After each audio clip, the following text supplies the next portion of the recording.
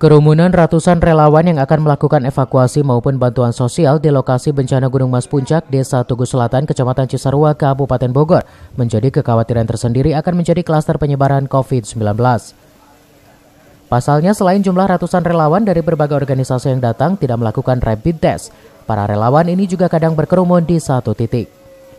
Kondisi ini membuat Satgas Bencana harus mengurangi relawan yang datang ke lokasi bencana. Masing-masing hanya diperbolehkan mengirim 5 personel relawan.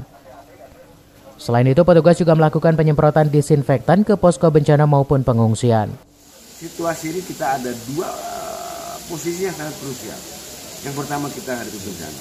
Yang kedua, kondisi pandemi. Apalagi kita pemberlakuan PPKM sampai dari 11 sampai 25 Januari ini.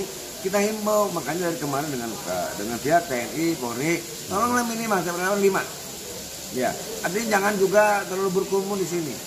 Ya tadi, kalau kemudian ini jadi klaster, lah ketua kesehatan lebih berbahaya ya. Mana pemahamannya? Bukan kami mengusir, bukan. Ya, kita membatasi. Dari Cisarua, Kabupaten Bogor, Suhanda Abriji melaporkan.